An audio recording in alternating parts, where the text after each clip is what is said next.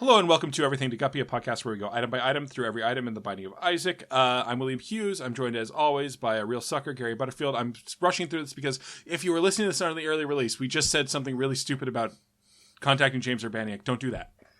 Yeah, please don't embarrass us in front of Senpai. Yeah, please don't tell Dr. Venture what we said. Yes. However, you can go to patreon.com/Duckfeed.tv and rate and review the show. Those things you should do. Yeah. Just don't add anybody ever on our account, even if we ever say it. Like if you're out there and you're thinking like, man, Tony Shalhoub really wants to hear about this podcast, I guarantee you he doesn't. Not even on his birthday or Mr. Monk's. Yeah, not even on the birthday of Thelonious Monk shall thy contact Tony Shalhoub. Well, Gary, now that we've gotten all the business out of the way, we can really dive into this item. What are we talking about today? Yeah. Talking about Charm of the Vampire, which, you know, in the saying something nice, one of my favorite cosmetic changes. It's pretty good. It does like an Eddie Munster haircut. Gives Isaac one visible tooth with some blood hanging off of it. Yeah, that's okay. So what this does is it turns Isaac into a vampire, but a really slow, crappy vampire. Yeah, garbage vampire. Turns you into garbage vampire. Garbage vampire. That I feel like is a comic that could get a movie deal. That sounds to me like going to be a cute name for like possums or something in the future. Oh yeah, I can see that. The anything with just one fang I think is really cute. You know? Yeah, Gary, I'll go that far with you. Like my brain's trying to come up with examples where like no, but I think you're right. Like I've seen drawings of Banicula. Well, sure. Where Banicula just has one fang, and I love Banicula. I was just Gary, I don't think the one fang is necessarily what's making Banicula cute. He's a vampire bunny. Oh, okay. I feel like I guess now that makes sense. Pretty much in the premise. He just drains juice from carrots. It's so good. It's pretty good. Way better than that Duckula. I love Count Duckula. I like Count Duckula, all right. I like that show, but yeah. I mean, I don't like Danger Mouse, but I like Count Duckula. Yeah. Danger Mouse is real rough. Just too British. Too British. In like the bad sense. Yeah. Like it would be an isometric video game if it were a game. Ooh, that's a really good point of reference for people who are 1,000 years old like us. the because dark side we're of British vampires. Gary, Ooh. It's me, Vampire Will.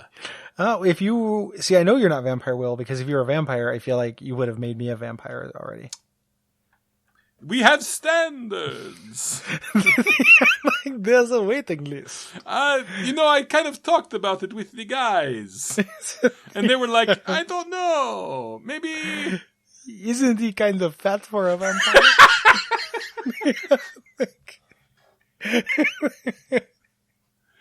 You never see a fat vampire.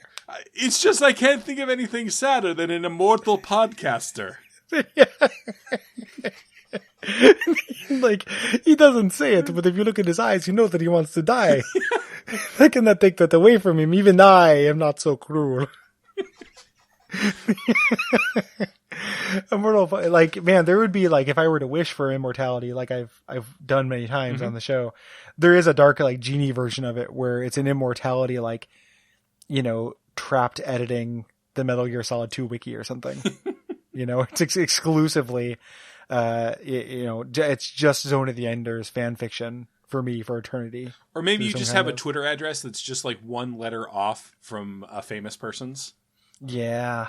And you're just constantly fielding like the bad replies. Yeah, in a nonstop. And then for a brief moment, like, I get a news story where they're like, listen, you know, like at Ben Shapiro is not at Ben Shapiro. Stop adding him. Yep. And like, there's a picture of me kind of shrugging and it looks kind of cute. And then people immediately forget about it. Yep. And just get right back. So anyway. Yes. Shitty vampires. Yeah. Is what we were talking about, which is what Isaac turns into here. Unlike Banicula. Yeah. So this gives you half a heart for every 13 enemies you kill. That's very slow. And I get that the Isaac health economy is like designed to make it so you're not super overpowered. Yeah. To make someone who is running with a lot of heart containers still somewhat vulnerable. Mm-hmm. It's just such a minor effect, though. The reason why this doesn't work, I think, is because during the time when you really need it, it's not fast enough. But you will outpace this. Like, you'll get to the point where you can wait for the heart drops that come naturally, which are fairly common. Mm-hmm. You know, and you get to the point where just like picking up red hearts, like red hearts becomes my least favorite thing to find, you know, at a certain point in my Isaac career. Mm-hmm. Now, so by this point, like this is just like this is never good for me. So I never want it. So we are talking a lot of shit. This item has saved my ass before. I will admit that, because the character it works really well with is Keeper. Mm-hmm. Mm-hmm. Because Keeper only ever has 2 health. He can never get he never gets hearts, and coins typically are a little harder to find than hearts, I feel like. Mm-hmm. I don't know if I go all the way on that, but anyway. I think that's probably true, but not by a lot, but a little bit. I have had Hush, because a lot of the very hard bosses are spawners. Yes. I have had Hush and Greed, or Ultra Greed, both. I've had my ass saved by Charm of the Vampire by getting me back up to that full 2 health.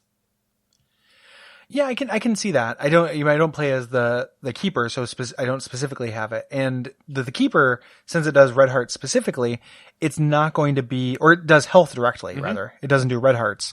So it bypasses that. And it would work for the Keeper, whereas more interesting kind of variations on this, like Maw of the Void. Yeah. Would not work which I've had, because they just turn to flies. Yes.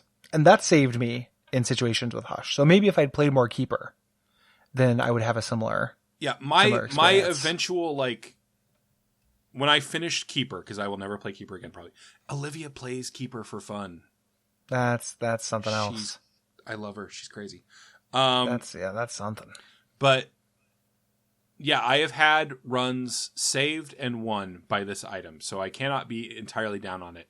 It is very boring, and like you said, by the time it's really useful, you have probably already got health from better sources. Mm-hmm.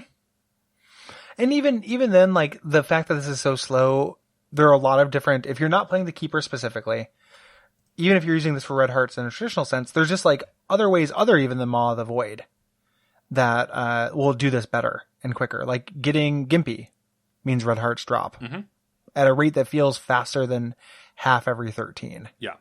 You know? So just like... so. How would you fix it? It's tricky because you could fix this for newbies, you know, and you could fix it for more experienced players, but not the same way, right? Like newbies, it just needs to be a greater frequency. Mm-hmm. And for more experienced players, I feel like it needs to have like a chance to give you like half a spirit heart or something. Yeah, I think that would definitely help it for the more experienced players. I will say this is also a godsend in the ultra hard challenge, which where no heart pickups ever drop.